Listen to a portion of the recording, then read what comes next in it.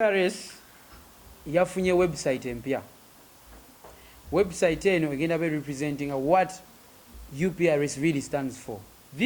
Through this website is where all of us as musicians shall register to be members of UPRS. When jogerera eri muyimbi munangali eyo Waiki Benda n'abalala bonna abayimbi abali wano are not members of UPRS. Why? Twaguddewo buto. We want to re-register our names, our works, and now you start following up mu butuufu bwakyo. Because we had so many problems with the last management nga ojasangamu amanya ag'enjawulo naye ng'omuntu ati ojasangamu Waiki Benda nga mulimu ne Benda Waiki ne Tugume Wycliffe. So byali a bit absurd naye twavaawo. Here we are now. We've decided to re-register from the top, and this is the process.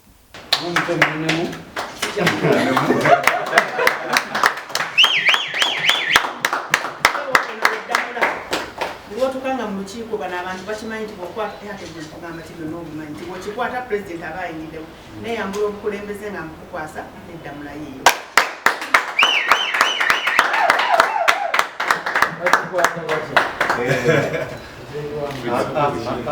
Waiki Benda Walter nga administrator. Okay. Unfortunately for the Vice President, but I think that file is good enough. And Pastor, let's take over right now. Bible in the right.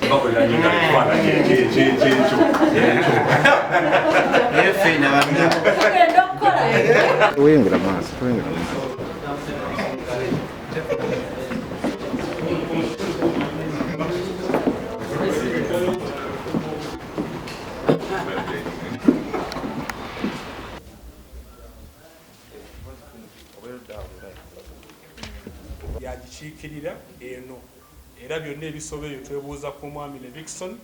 Omwami addako awo ye King Mike Mugwanya yakulira dancehall.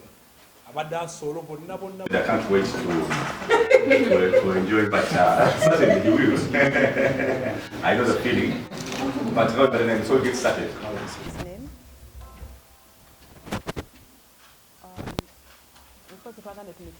Yeah. Okay. I seek first to understand before I seek to be understood. Pastor nkweyanziza nyaako nkakutte bukusu. Nesimye nnyo okubanga ntambula nammwe mmwe abali ku kamera.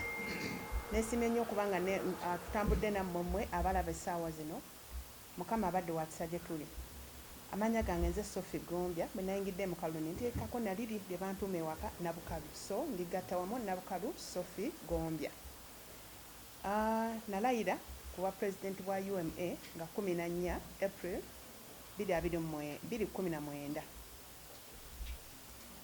Nebaza Mukama Katonda nti birungi byokka byenfunyemu yadde nga mwali musuubira n'ebibyo okubiba kuba mu maaso.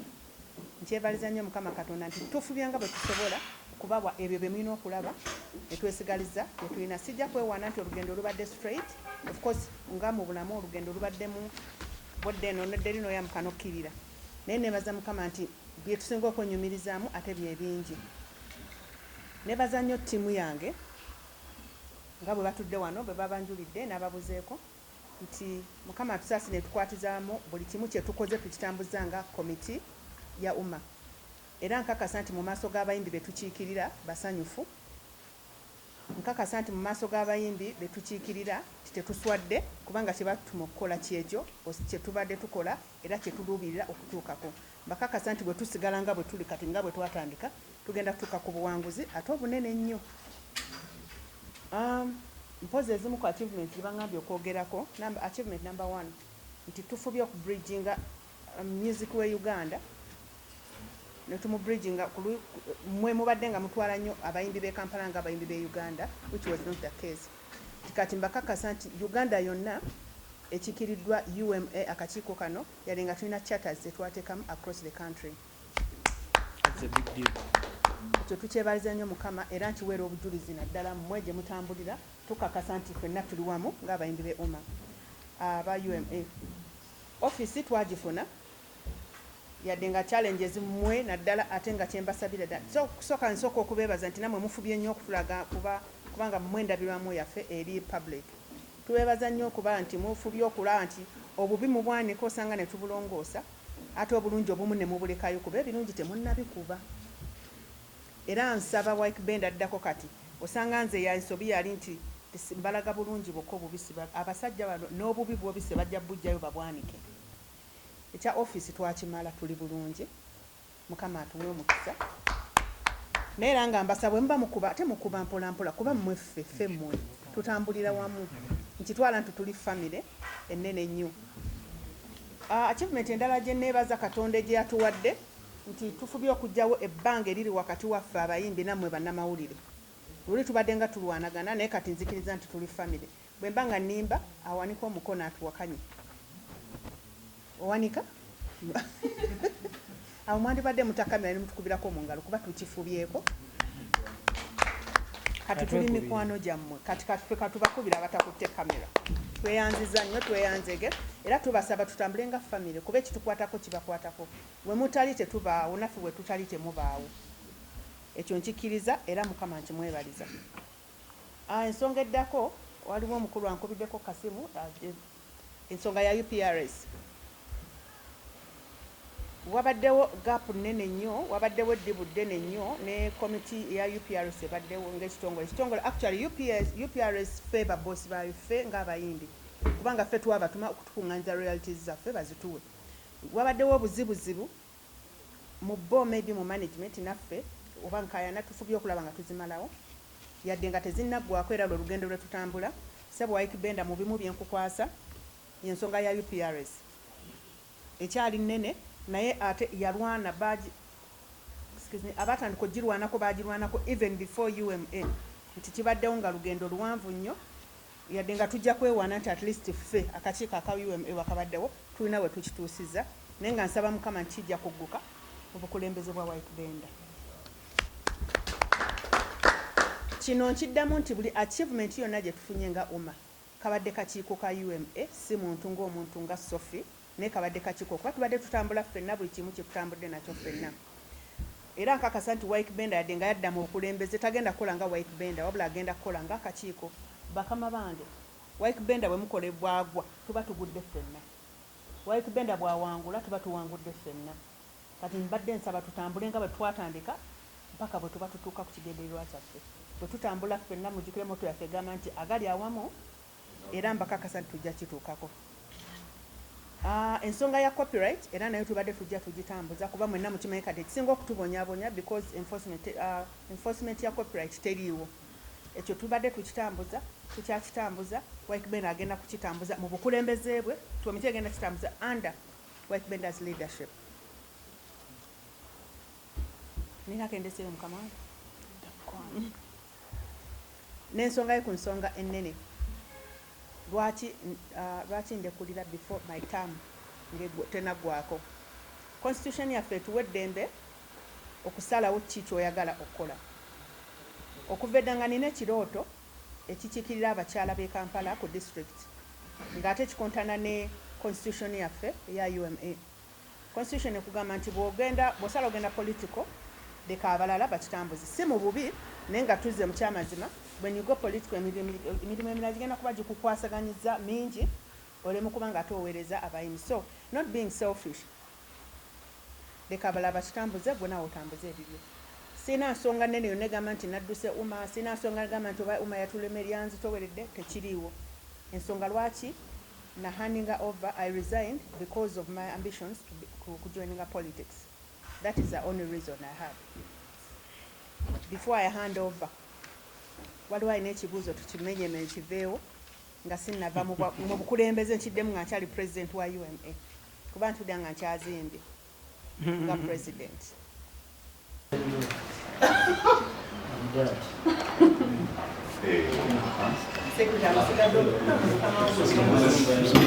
Pastor Moses kujja kusembera wano kitabo Bible ntebe mukulembeze bwa UMA nsaba okukwasa omwami White Band abadde vice president wange UMA kiza kigwayo bigayi Uganda Mission Association kabonero kano sebo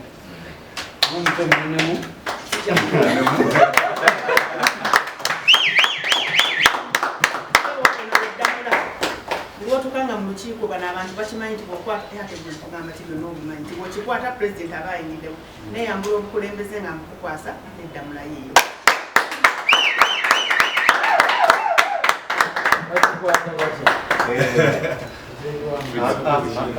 White Ben Walter nga administrator immediately ogirokwase buli mukamawo kati mu fayiro eno mulimu constitution yaffe kyekikulu kuba twaleero okugikuuma kukakasa nti ngikuumye ngikuwadde nga bwe twagifuna tetugikwatangako kusaba tetugikwatangako.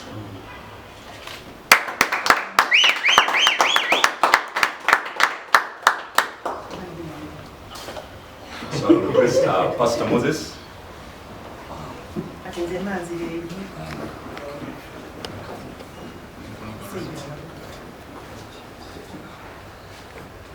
Mananga alayira Katoro. Take on office.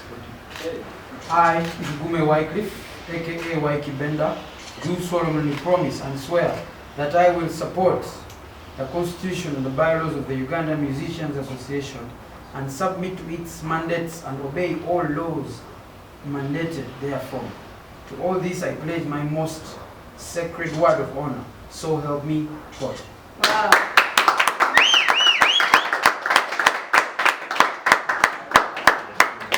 Okay. Ndoza nja kutwaza olaba oba tuzitoyene osobola okuswechinga omukono kiraga nti tuwakira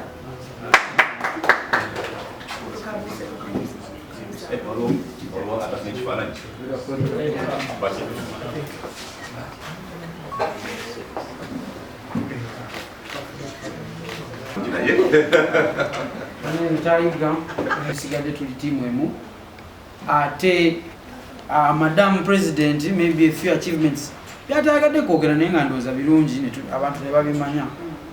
When UMA started out, we had about 25 members. Today, kano kakulu alina kamera kuteekako. That was April 2019. We had about 25 members. Leero nkubuulira we are over 250 members. Okay, simanyi obwekitegeera naye it tells you something that we have done a great job bringing people together, musicians together. Who belongs to UMA? Wanakyo kikulu.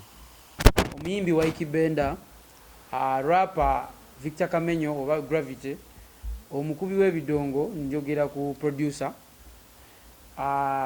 writer, muwandiisi w'ennyimba oyo musician because aba creative. The musicians, abasunyi b'endongo, the guitarists, the pianists, all those are musicians, to mention a few. So those are all members of UMA. See only bantu balinya ku stage ne tubuuka nga tuyimba. And that is why the group is growing so much, because naffe nga bakulembeze tweyongedde okukola okumanya n'okukola ebintu ebyenjawulo. UMA, the committee, bagibasomedde, but this is not all. We have an advisory board, which clearly there is one person representing them here, the former president, Madam Sophie. Advisory board eno eriko abantu balinga 10 na babiri ndowooza. We have made sure we have every legendary artist on that advisory board. Why? Ojja kuzuula nti amagezi gava mu buli nsonda ate ebizibu bye tufuna byanjawulo ku bye baafuna luli waliwo ebyava eri nga birinotererezebwa kati. So you'll find that tubeetaaga nabo batwetaaga ng'abayimbi ffe ate abakajja. So we have a million, we have Eddie Kenzo, we have Isaac Ruchi, Papa Misach, n'abalala bangi amanya ngajja ku mutwe. So eyo boodi nene nnyo era nsuubira tugenda kusobolera ddala okukola ebintu bingi ebyenjawulo.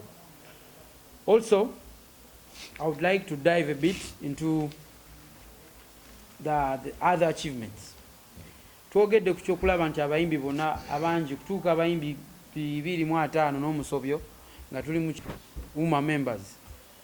ne tupresentinga gavana kyabadde atugamba oba kyabadde agamba because abantu bonna bafuna ebizibu okulaga nti Ugandan music and UMA as the leadership is making a big difference is abayimbi baavuddeyo ne balaba nga turaisinga sente eziyamba muganda waffe mu kintu kyonna kyalimu okitegeera era njagala twala buno obudde nebaze nnyo bayimbi bannaffe bannaye mwebale nnyo mwebalire ddala ekyo kyali kirooto VP atuuse. So it's very important that we thank you, my fellow musicians, for the great work done. Omulala bwanajja, if it is that grave nga kinene bwe kityo, we really need to stand together to stulagane oba tuyambagane. Very proud of you guys. Thank you so much. I would like to also dive deeper into UPRS. From the time my president, Madame Sophie, took a step down to focus on other things, we have made some more progress with the entire committee. And as we stand right now, let me start from here. I want to thank URSB. URSB, a government body regulating every private company oba companies eziri mu nsi Uganda. Batuyambako nnyo ne bawulira okukaaba kwaffe okulaba nga tukyusa embeera yaffe. Thank you so much URSB era nsaba nabo tubakubireko mu ngalo. On another level and in a very special way, I want to thank the caretakers. That is Legomac. Legomac is a law firm. Beba URSB be yakwasa omulimu guno ogwokulaba nga bakola ki nga batuyambako, and we are very very grateful. Legomac headed by Mr. Kavito and Madam Rita and the entire team. We want to thank Mr. Anthony Mwanda, who has been the acting strategist and CEO, I believe, at UPRS. Now this is what they have done. Bino bye bakoze wamanga with our guidance by all means. UPRS yafunye website empya. Website eno egenda be representing what UPRS really stands for, just like those other bodies eziri mu nsi ez'enjawulo. Eno website was put together by NITA. NITA nayo government body mugimanyi era nabo nsaba tubakubire mu ngalo. Tebakoma, they didn't stop at putting this website together. Chitwala sente nyingi mu abamanyi okola website mubimanyi. They even offered computers, free computers. Era zeziri ku office ya Fempia ku UPRS about 30, and we thank you so much NITA. Through this website is where all of us as musicians shall register to be members of UPRS. When jogerera eri muyimbi munanga ali eyo Waiki Benda n'abalala bonna abayimbi abali wano are not members of UPRS. Why? Twaguddewo buto. We want to re-register our names, our works, and now you start following up mu butuufu bwakyo. Because we had so many problems with the last management, nga ojasangamu amanya ag'enjawulo nenga omuntu ati ojasangamu Waiki Benda nga mulimu ne Benda Waiki ne tugume Wycliffe. So byali a bit absurd naye twavaawo. Here we are now. We've decided to re-register from the top, and this is the process. Eno website mwe tugenda oyita okuregisteringa. Ebimu ku byogenda okwetaaga, ojja kwetaaga national ID yo. Ya national ID yange eriko tugume Wycliffe oba Wycliffe. That is era twetaaga amanya gago obuzaale. Ojja kwetaaga email address ne password. Ojja kwetaaga enamba ey'essimu oba bank account. And then date of birth, stage name, ne label. Ati abamu abali wansi wa label, you know how it works. The payment models. Payment models tegeeza ki royalties okusasulwa sente zaffe ezivudde from the users, which is mostly bano bennyini betwogera nabo, the media. So models ziriwo za mirundi esatu. You can do Visa, you can do mobile money or bank. So kiri erigwe Visa is aligned with the bank, I believe. So ebyo byemu kubyo. After we have registered, but before we register, we need to first let you know. Website was launched last week. Era registration tugenda batulangirira ddi lwetandika. Wakyaliwo a few glitches. We want to make sure system eri transparent. That's why UMA executive is here. To make sure omuyimbi owozejjo owaze emyaka 10 emabega, you can see and understand the system. Ebeere so simple tulemese okagenda mu ssomero okutegeera UPRS kyekolera omuyimbi. Okitegeera because abamu twawe bebitone nete twawe bamukisa kugenda ku ssomero. But that doesn't stop us from making money. So we are going to register. After registration, it's very important that you note this, my fellow musicians. After registration, this is when we shall sit. We have a general meeting, or what they call the annual general meeting, AGM, tulonde board again okukudukanya UPRS officially. So please note that without registration, or if you don't register, we and whoever will register will go on to vote for you. So that means what? Don't do that. Don't fail to register. You need to have a say in who is going to lead this body. This body is very important to our business. So chikulu nnyo ekyo mukimanye. I would also want to talk about the money. Ngambo ziyitingana left, right and center, billions zimrimeka zitawa. I want to officially on record today tell you that as it stands, we are waiting for the official communication. And as UMA committee, we believe in transparency. And when that communication comes, we want the media there. I want, if it is the ministry of so and so, they come up and we sit, and it's a check or a transaction, digital simanyi. But we'll want to have it formal. Abayimbi bonna bamanye nti UMA ekikirira abayimbi ebebedda ssente bweziti ate zaaki. Clarity yebeerewo so that we are accountable. As president and vice and everybody, or the whole committee, tubeere nga tumanyi ssente zaaki. So certain questions will be avoided if we do that. I believe the committee agrees.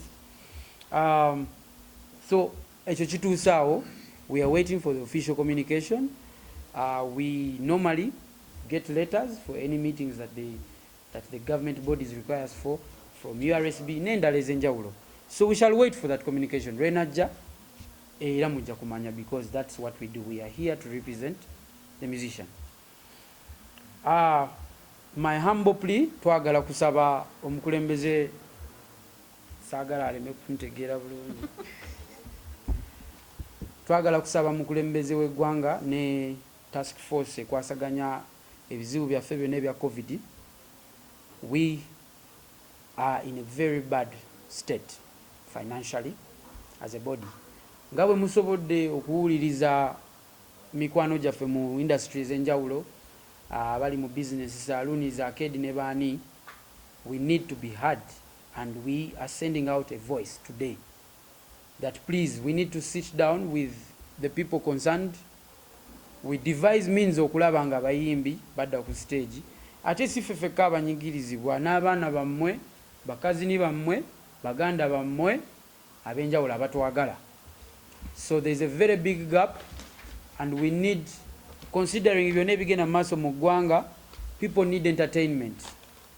I don't know if you understand that, but people need entertainment okuzza obumu, because UMA as a body is non-partisan, and I believe musicians, most of the musicians stand for entertainment, which is what UMA stands for. That's why I can stand here nengamba twagala kuddamu kusanyusa bantu, twagala kuddamu kusanyusa bantu nga nammwe bwe munoonya akalulu eyo gye mukanoonyeza, ffe tuzze Oluganda, because Oluganda mwemu mala okuwangula gye munaaba muwangulidde, Uganda esigalawo n'Abannayuganda balina okusigalawo. So twagala kulaba nga tuzza obumu mu bantu bunywerere ddala, because it is very important to the future of the nation, and we are very important to the future of this nation.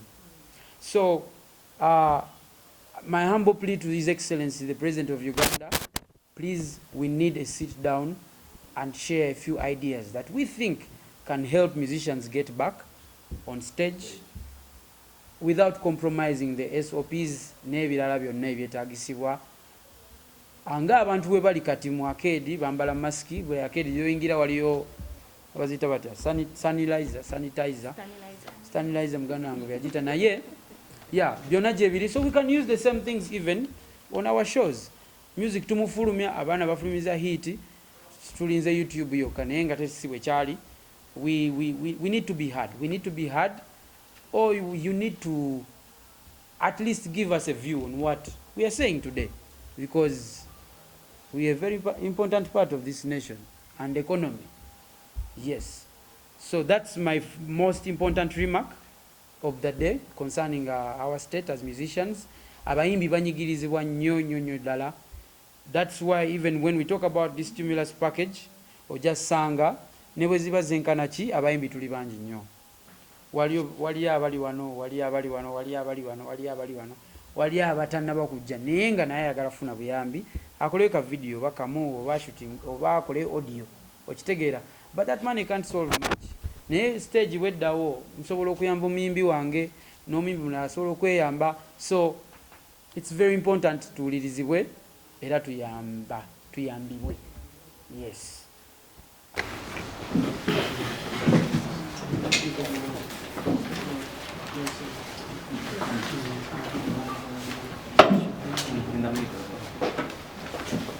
Okay, first, there was outgoing Vice President, Asokaya Akwase.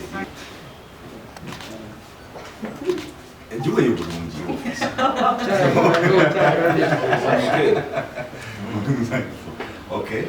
Unfortunately for the Vice President, but I think that file is good enough. And Pastor, let's take over right now. Bible in the right hand.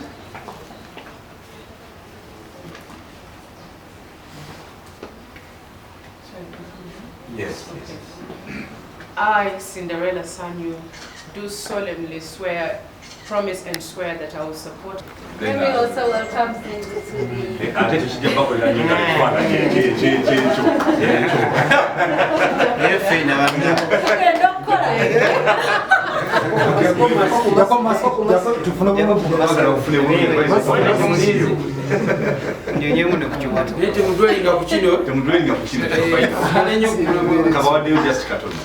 Then President, Vice.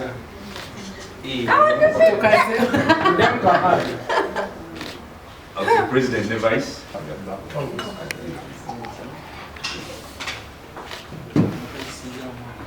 The Pastor, we need to work at.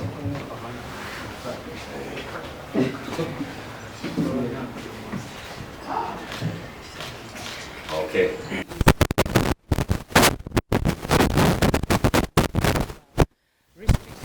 It gets harder for us to meet, but today we are so blessed to be together, especially even us as a team to get to sit down together, because every day we've been having meetings online and trying to make that happen. I thank God for this opportunity here. I'm excited and nervous and anxious.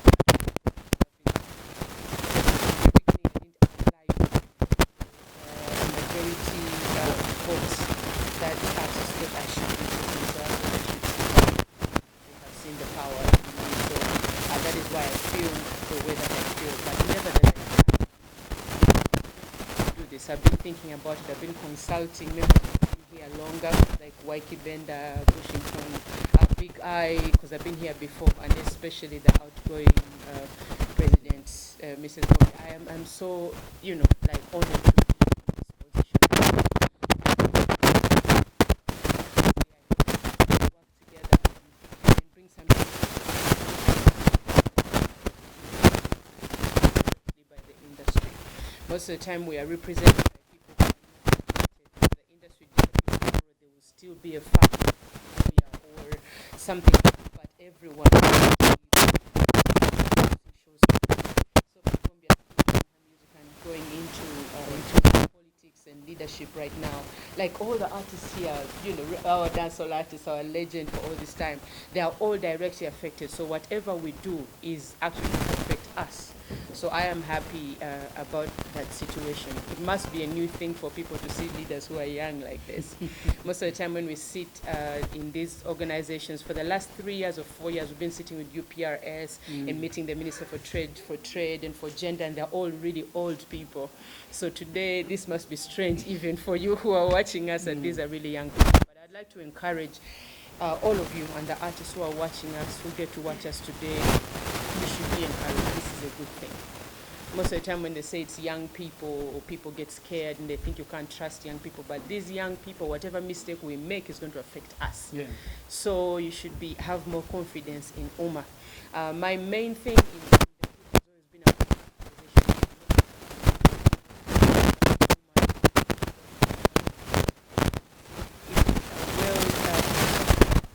we are fountain of wealth, not just ourselves in our community, but for Uganda. We are known everywhere, but at home, as the president was saying, artists, let them know you need to register, you need to act like a business company, and us as UMA.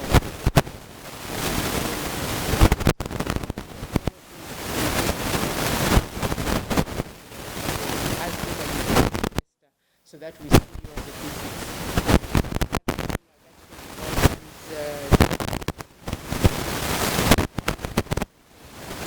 Because right now,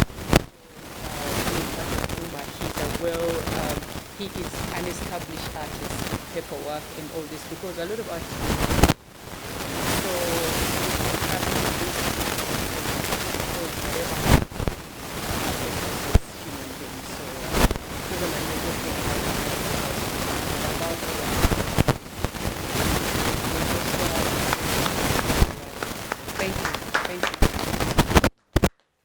so wa UPRS nga CEO ye collecting society zezisolooza sente z'abayimbi mu broadcast oba ku bulimba lwo ku radio ku TV usage ya content w'abayimbi yenna bamucollectingira mu collecting society.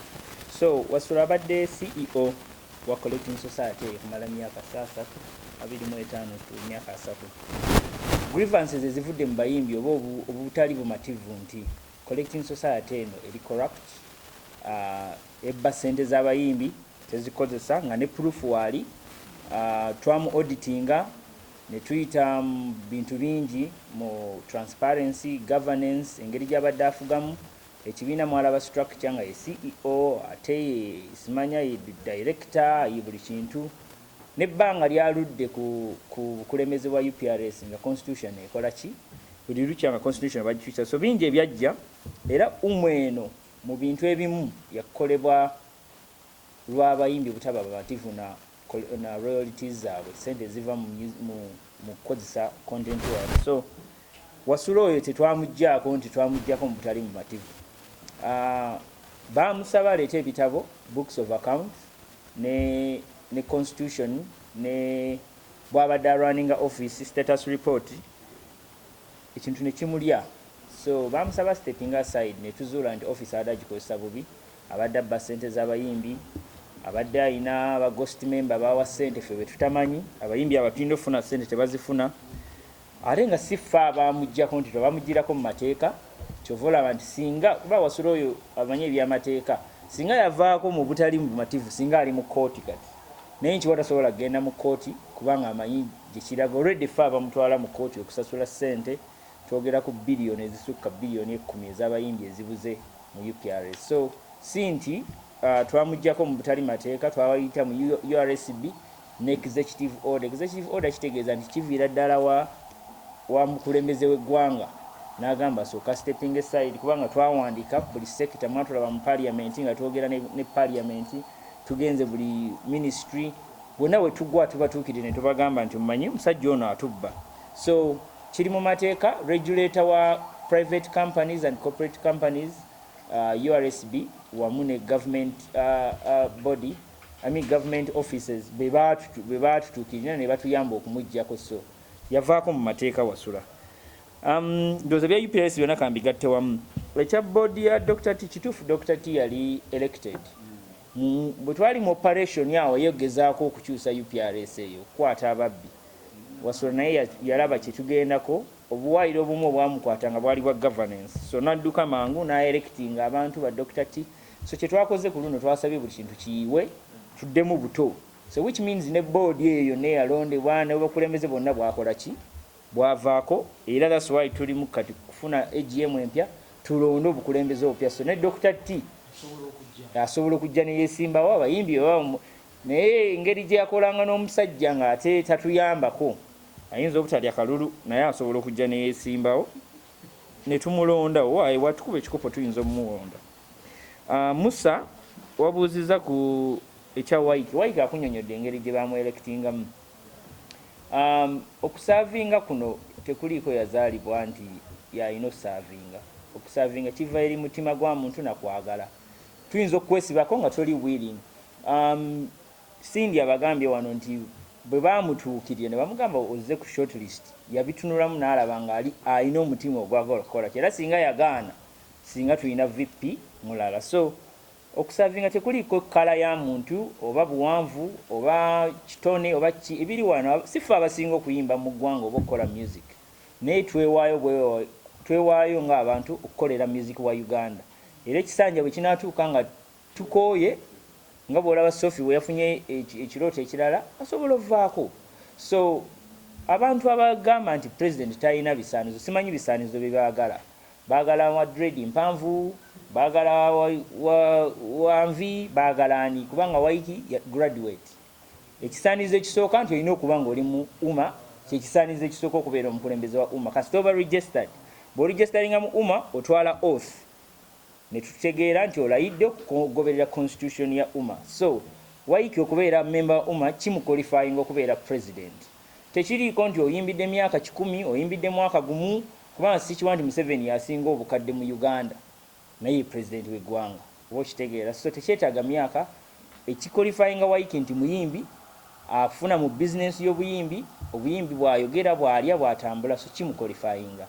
Ebyo byaffe eby'ekimbi bijja kubaawo okwezaala wano okweyisaamu amaaso tebisobola kuggwamu ne bwe mutuwa ssente ne bwe mutusula byaffe tebisobola kukola ki. At the end of the day twagala services. Ekigenda oswaza Waiki singa bye baamulondera tebituukiridde n'adduka n'alya ssente z'abayimbi n'akyusako n'akola ebintu ebitali mu mateeka kyekijja omuswaza.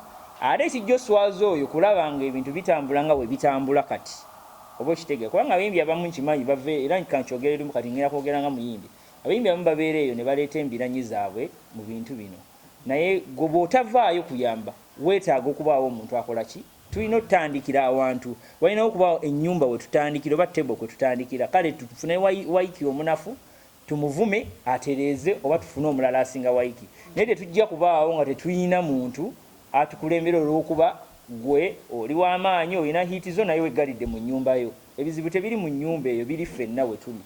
So ffe nga ffe tulina obwesigwa mu president ne vice ne committee ye yonna era bwe tunaalaba constitution yaffe tukize tulaba nga omuntu atandise okubuzaabuza tusobola omuyimpiikinga oba tusobola okwerekitinga buto. So omukulembeze tumuwe chance oyo yenna awulira nti amusobola elections za next year si mu March ajja amwesimbeko amuwulire okitegeera kyangu nnyo. Ndowooza ekyo nkimaze. Waliwo yayogedde ku kya okunifyinga. So kowa agenda ya UMA ya kutugatta next tutugatta mbu tubeere ku party oba tetwetaaga kubeera ba mikwano okukolagana oba okumanya ebitugasa nga abayimbi. Ebituluma bye bimu saawa zino lockdown ne covid tebimanyi oba gwosinga hiiti oba gwosinga erinnya oba oli international oba oli loko ffenna bitukosa ki kyekimu. So ebizibu byaffe bye bimu.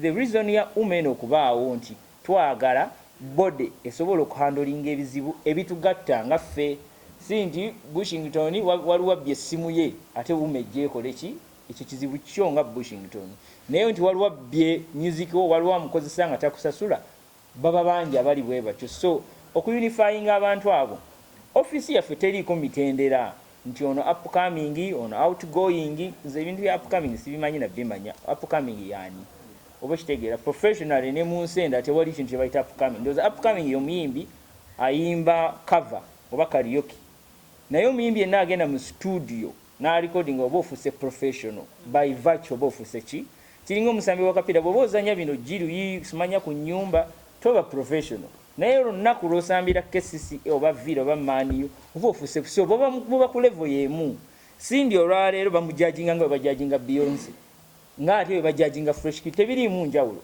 enjawulo erimu nti level ya content goyina n'erinnya lyokola ki so teri kutegenda kukola offices 10 kyate eno ya kivolante twinaamu na representative wa upcoming akoma ddyo okubeera upcoming kuba bwe mugamba upcoming mwana muto Fresh Kid mwana muto nnyo n'ate akola ssente ezisinga abayimbi abalina ki emyaka so ne taata we ate taata we mukadde nnyo kanaye upcoming oba kitegeera so ekiriwo nti ffe twaniriza buli muntu criteria yaffe olina kuba muyimbi era bw'oba omuyimbi tukuverifyinga nti oli muyimbi nojja n'oregisteringa n'otubulira gwani ne tukuwa ID kyova bw'oregisteringa tukuweerawo ID ne tutegeera nti gw'oli namba bweti mu UMA era ne bw'ofuna ekizibu ne poliisi emanyi ID za UMA okitegeera ne parliament kuba tutuuse buli wamu so tetugenda kuteekamu njawukana buli muntu ali welcome mu UMA tewali myaka tewali ki as long as nti oli muyimbi oli mu business y'abayimbi ofuna mu bayimbi ocreating era president abayitiddemu qualifications z'okubeera mu UMA omuwali wabuziza Sarah ndowooza gwobuziza term of office eno yabadde by election constitution yaffe term yasooka twalayira eno yabadde by election ndowooza by election mwena mugimanyi wabaawo okufa oba omuntu avudde mu office nga gap eyo weeri mu constitution yaffe ndowooza FEFECA association abagoberera constitution tuli mu mateeka by the way tetusobola cooperating nga tetulina vice president eyo ki ate vice president ne president teba appointingibwa balondebwa ki okitegeera offices ezimu mu cabinet muno teziri appointed bwewaawo mujja kulaba ne vice aba president era waiki bw'ayisuulawo ettawero kati sindi kiba kimulidde aba afuuse ki so mu constitution yaffe twagoberera amateeka ne tulonda vice sinti kyali kipangirire oba ki ekitegeera so taamu yaffe eggwako ne vice eggwako next year abantu abamu nze sigenda kudda kubanga ekisanja kyange kino kyakubiri naye abalala basobola okudda ne bakola ki ne beesimbawo so ne mu constitution yaffe tosaasukka terms 2 byaffe tebiriiko byakugibeerako paka osobola ovaawo so balino basobola okwesimbawo ne babalonda era omuyimbi yenna awulira nga oyagala kya vice kya PR kyani maaki teri wala nnyo tandika kakuyegewo ojja otukuba akalulu Mikdadi wabuuzizza accessing UMA kyonna kizzeemu ndowooza tewaliiwo ki just olina okusasula membership fee ne subscription nojja ku office ku National Theatre second floor ne bakuregisteringa cabinet yaffe teriiko association yaffe terina ssente teri funded by anyone so bino ebintu bye tukola si byakusasulwa ate wabula byo bye ebitulya oba okitegeera so era olusi tusekerera abayimbi nga bali wano tewali ssente ne bino byonna okutegeka bayimbi be beesolooza ssente ne bakola ki olusi muntu layera mwatukuba baggaddewo office kuba tetulina atufundinga ssente ziva mu ki era ekyatugazaawo nga kitulaba notula nti tulumwa waki tusasula National Theatre nga office y'abayimbi nga kifo ky'abayimbi oba kyebimu nti tebaatuggalawo nti n'olusi tetulina ssente naye twali twagala tuteeseganye n'abantu bano tulabe understanding ennungi waliwo offices z'abalooya ez'abasuubuzi simanye ez'abaki naye ey'omuyimbi kisangawo okitegeera naffe tuoperatinga nga